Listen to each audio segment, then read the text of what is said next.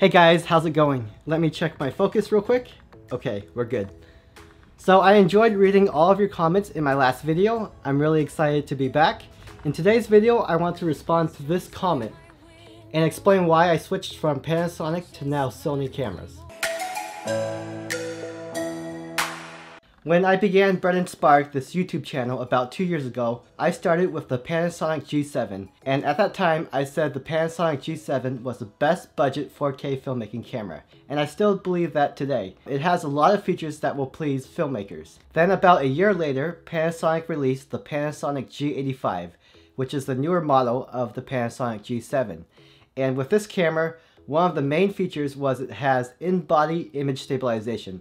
It worked really well. You could handhold the camera and it would look like the camera was actually on a tripod. In addition, it also had improved but still not great autofocus. So I upgraded to the Panasonic G85 and I used it for weddings, concerts, and different events. Now, one thing I have to say about Panasonic cameras is all of these cameras in general, ranging from the Panasonic G7 to the G85 to even the GH5, they have more pleasing operational features than Sony cameras. And let me just name a handful of them for you real quick. Panasonic cameras have a full articulating LCD screen. So you can pop out that screen and rotate that screen so you can shoot at different angles. And if you're a YouTuber or solo filmmaker, you can flip that screen out so you can see yourself while you're filming. And this is perfect for vlogging or, again, making solo YouTube videos. Second, battery life is a lot better on Panasonic cameras.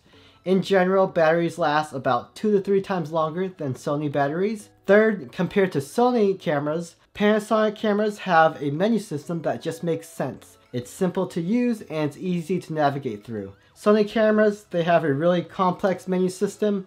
They have different menu items with different sub-menus, and it's hard to find what you're looking for, and if you're trying to recall a specific setting, it's hard to find that option again. The fourth feature where Panasonic cameras beat Sony cameras is it has a built-in time-lapse mode that's really simple to use and really easy to set up.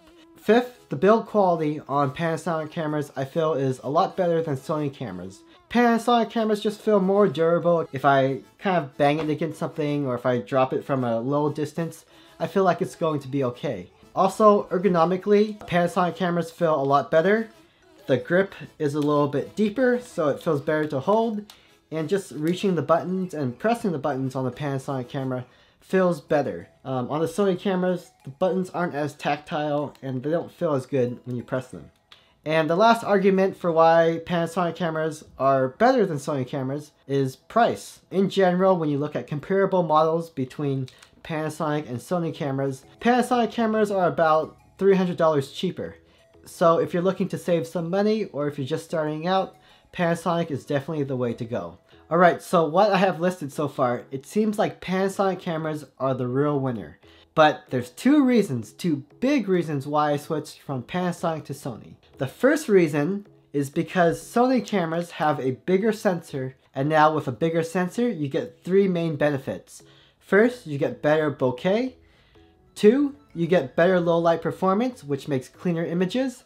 And lastly, because you have a bigger sensor, you have a reduced crop factor, so your images aren't as zoomed in. Now, the main reason why I switched from Panasonic to Sony is because Sony cameras have a far superior autofocusing system. It's fast, it's reliable, and it just immediately grabs on to what you want to be in focus. I shoot a lot of gimbal shots, and I shoot a lot of fast action, motion, and movement.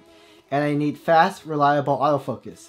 With the Panasonic cameras, I just wasn't getting that. Either there was a lot of focus hunting, focusing would take a long time to achieve, or focusing would just not achieve at all. And when I'm shooting shots for a wedding or some professional shoot, I need my focusing to be spot on, fast, and accurate. Although this camera is a little bit more difficult to use, the battery life isn't as long, it's not as durable, it doesn't have the flip out screen, it's a little bit more expensive. Because it has a robust autofocusing system and it has all the benefits that come with a larger sensor, those are the 2 reasons why I switched from Panasonic to Sony. So if you're in a similar boat as me where you need fast, reliable autofocus, and if you need better low light performance, Sony is the way to go.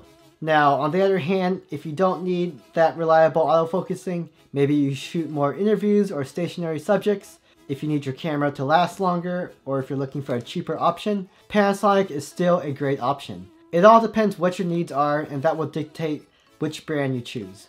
If you want to check out some of these cameras, I'll leave links in the description below. And if you have questions about my experience with Sony or Panasonic, drop them in the comments below. I'll be happy to answer them. I'll do my best to answer all of your questions. Thank you guys for watching, and I'll see you guys next time. Take care.